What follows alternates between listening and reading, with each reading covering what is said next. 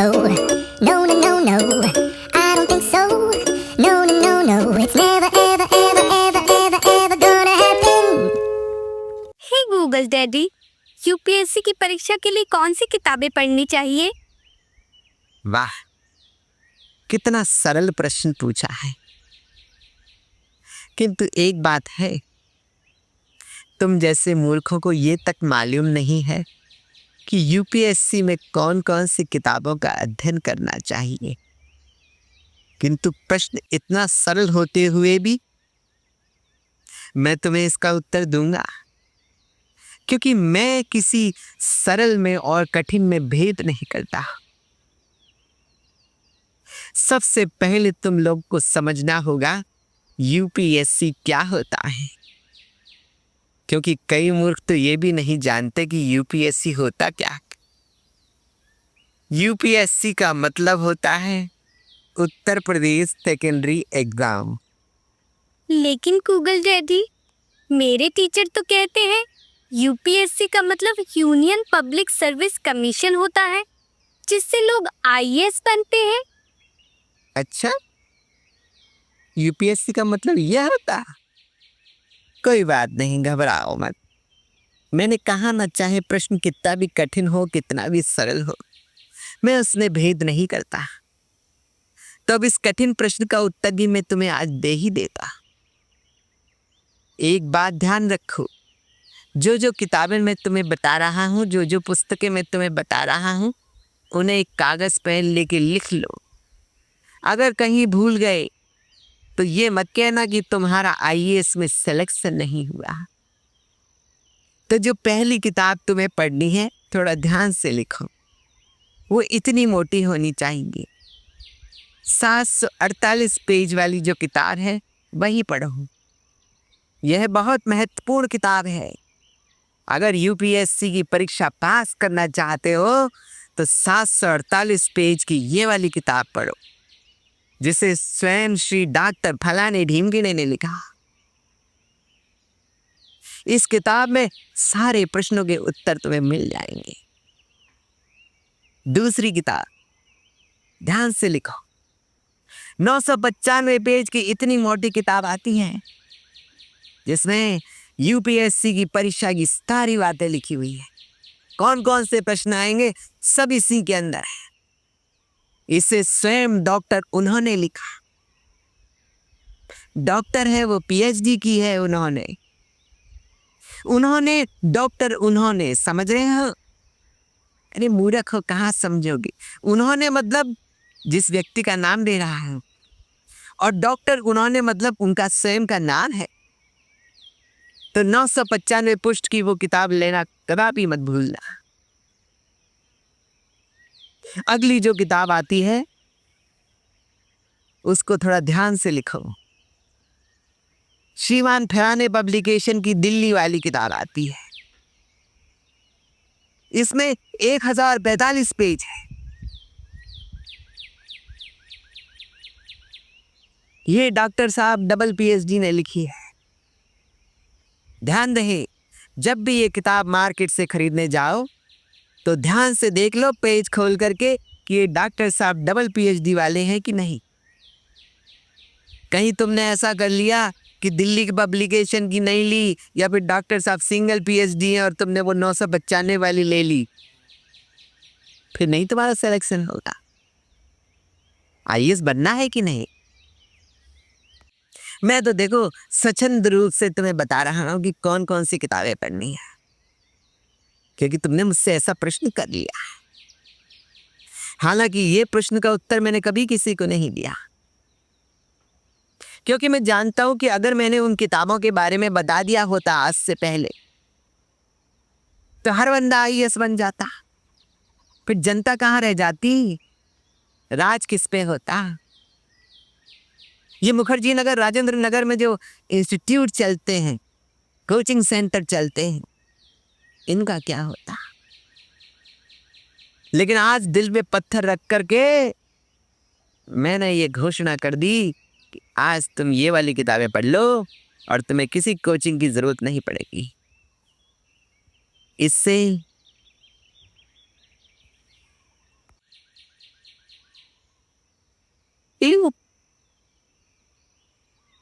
आहा, बीच बीच में छींकते भी रहना चाहिए। जो मन के अंदर आके गुबार हट जाता है, नाक के अंदर जो गुबार हट जाता है, एक आनंद की अनुभूति इस छींकने से होती है। तो जब भी तुम आईएएस की परीक्षा करो तो अपने मन से छींको, इस तरीके से छींको जो मन के अंदर सारे विकार हैं तुम्हारे वो निकल जाएंगे। मैंने स्वयं तुम्हें छींक के इसीलिए बताया कि कहीं तुम किसी दूसरे तरीके से ना छींक लो, क्योंकि ये यूपीएससी का एग्जाम है, इसमें तुम्हें छींकने का और छोड़ने का दोनों का ध्यान रखना होगा। हवा छोड़ने का श्वास द्वारा, कुछ और मत समझ लेना। अगली किताब में जो तुम्हें बताने जा रहा हूं, इसका पढ़ना भी यूपीएससी परीक्षा को पास करने के लिए अत्यंत आवश्यक है। इस किताब का नाम है आईएएस कैसे बने। इस किताब को भी तुम बहुत ढंग से पढ़ लेना, क्योंकि इसमें तुम्हें सारा निचोड़ मिल जाएगा एकदम बढ़िया तरीके से कि कैसे आईएएस बना जाता है। अब तुम्हारे मन में यह भी प्रश्न उठ रहा होगा कि गूगल डैडी, इतनी मोटी मोटी किताबें तो आपने बता दी, लेकिन हम जैसे मूर्ख इतनी मोटी किताबें कैसे पढ़ेंगे? भाई मैं जानता हूं तुम मुझ जैसे इंटेलिजेंट तो खैर नहीं हो सकते, बुद्धिमान तो नहीं हो सकते, मूर्ख तो खैर तुम हो ही। इसके लिए मेरे पास तुम्हारे लिए एक बहुत बढ़िया उपाय है। इन मोटी मोटी किताबों को परात में रखो। परात होती है ना, लोहे वाली ही लेना। उसमें थोड़ा सा इतना सा पेट्रोल डाल करके, 12 ml पेट्रोल ही डालना किताबों पे। और डालने के बाद जाकर के तुम्हें अपने बिस्तर में सो जाना है। कहीं तुम्हारे मन में ये चल रहा हो कि इसमें आग लगानी है, ना, कदापि नहीं। पेट्रोल डाल देना 12 ml, परात में किताब रख देना और सो जाना।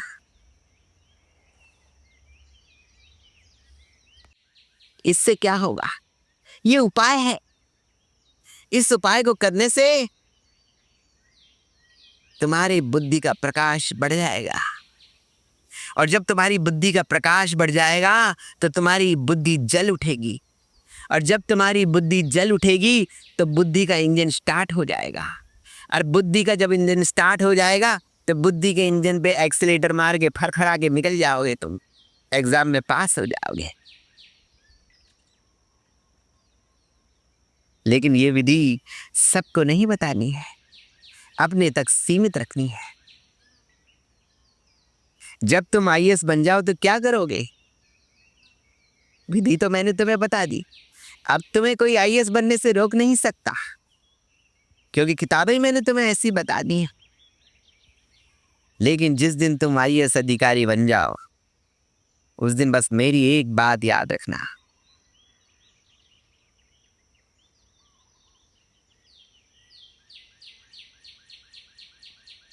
एक ही बात याद रखनी है तुम्हें, ज्यादा बातें याद मत रखना मेरी, क्योंकि मेरी ज्यादा बातें तुम याद रख लोगे तो तुम्हारे मन में कंफ्यूजन हो जाएगा, तुम समझ नहीं पाओगे कौन सी बातें याद रखेंगी कौन सी ना रखें। तो जो तुम्हें एक बात याद रखनी है उसके बारे में मैं तुम्हें आईएएस बनने के बाद बताऊंगा। आज बताने से क्या फायदा है? कोई फायदा? टाइम वेस्ट होता है। अब तुम्हारे मन में यह प्रश्न भी उठेगा, आपकी सेवा किस प्रकार करें? अरे मेरी कोई सेवा करने की आवश्यकता नहीं है, मेरे तुम फैन हो बस, ठीक है, और क्या है।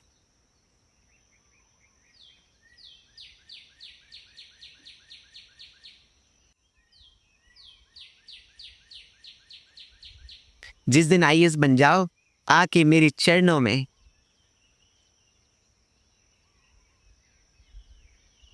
10-20 लाख चढ़ा देना, बस, और कुछ नहीं।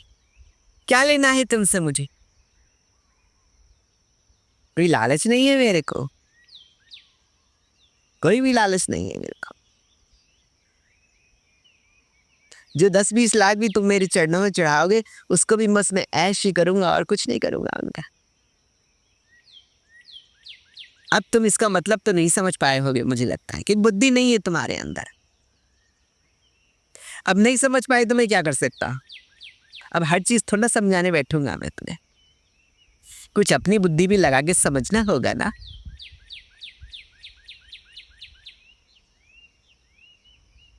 बुल्गारी देश में एक डोनाल्ड रहा करता था। 3 भाई बहन थे वो, 2 भाई 1 बहन।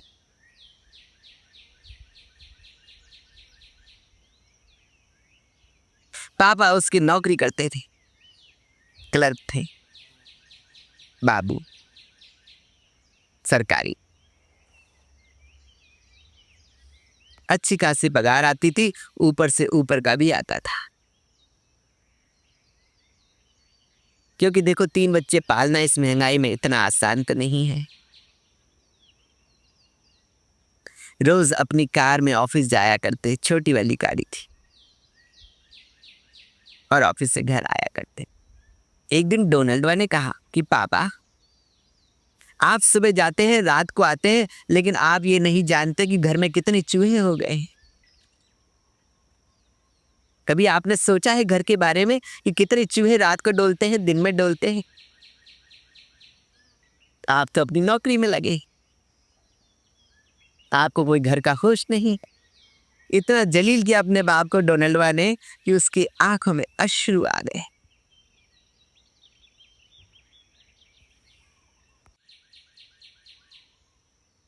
उसके बाप ने बोला कि जा तू एक काम कर, जाके मार्केट से चूहे मारने की दवा ले आ। डोनाल्ड बोला कि पापा मैं ऐसा नहीं कर सकता।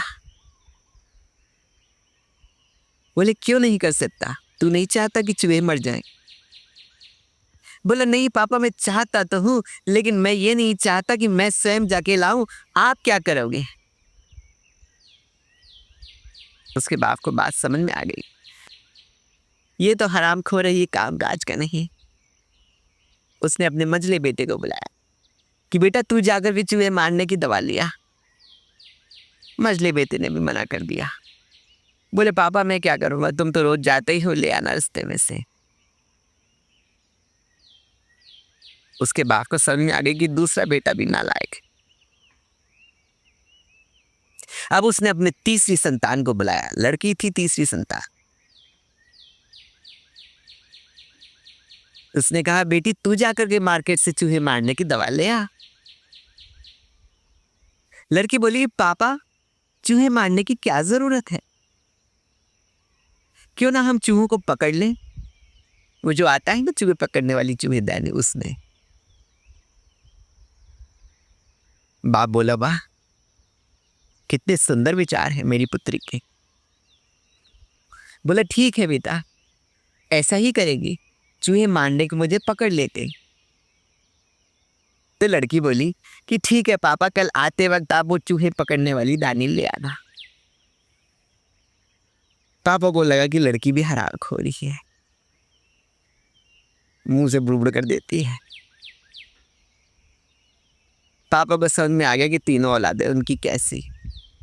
अगले दिन पापा जब शाम को घर आए तो डोनाल्ड ने पूछा कि पापा वो चूहे वाला पकड़ने वाला ले आई क्या? बोल नहीं बेटा मैं आज भूल गया। उसने कहा पापा तुरंत घर से निकलो, जब ले आओ तभी घर लौटना।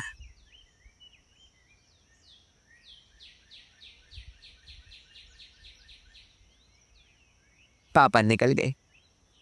उसके बाद पापा 20 साल तक लौट के नहीं आए। लेकिन इसके बाद क्या हुआ जानेंगे हम लोग, यानी आप और हम। इसके बाद एक दिन डोनाल्ड खुद चूहे पकड़ने वाली दानी लेने चला गया मार्केट। वहां पर एक सुंदर बाला जा रही थी। जब वो बर्तन की दुकान पे पूछा, बर्तन वाली दुकान पे मिलते हैं चूहे पकड़ने वाले। तो वहां पर उसने पूछा कि हे भैया क्या आपके पास वो चूहे पकड़ने वाला है क्या?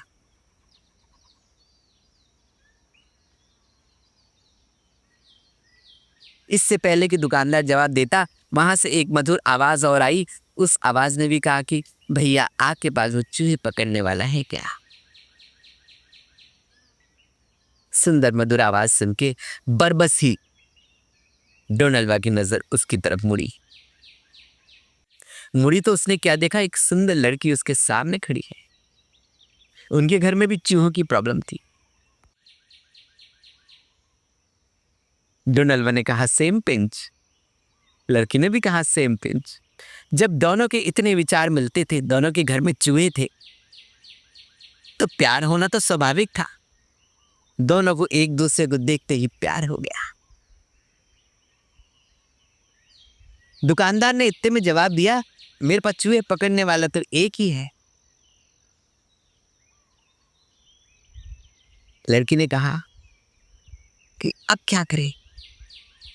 डोनाल्डा भी असमंजस में,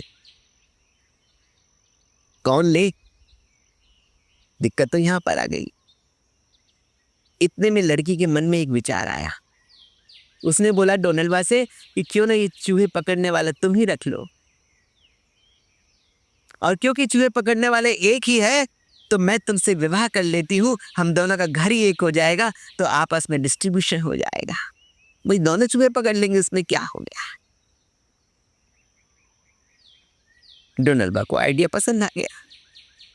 वो चूहेदानी लेकर के और उस बाला को लेकर के अपने घर चला गया। दोनों ने विवाह कर लिया। अब चूहेदानी को वो लगा देते, चूहा पकड़ लेते, ऐसे धीरे धीरे करके सारे चूहे घर से गायब होने लगे।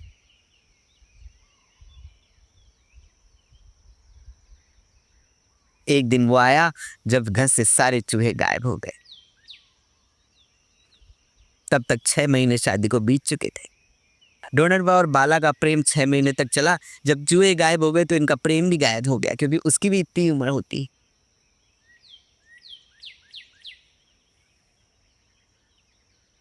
दोनों के बीच में लड़ाई हो गई। लड़की अपने पीहर चली गई। अब वो चूहेदानी देख करके डोनाल्डा सिसक सिसक के रोता। उसे याद आती अपनी प्रेमिका की, उस बाला की, सुंदर बाला की। इतने में बाला के यहां से डोनाल्डा के पास एक लेटर आ गया फनफनाता हुआ। बोले वो जो चूहेदानी तुमको दी थी वो मुझे वापस चाहिए। भाई अपना स्त्रीधन तो लेगी ना वो। डोनाल्डा ने रोते रोते वो चूहेदानी कुरियर करवा दी बाला के घर पे, और उसने ठान लिया कि अब मैं सिर्फ आईएएस ही बनूंगा, और आईएएस बनने के बाद एक और विवाह करूंगा। उसने अपनी अटैची उठाई और सीधे वो दिल्ली निकल लिया, और वहां पर उसने दिव्यमान कीर्ति सर के एडमिशन ले लिया इंस्टीट्यूट में। और एक दिन वो आईएएस बन के दिखाया।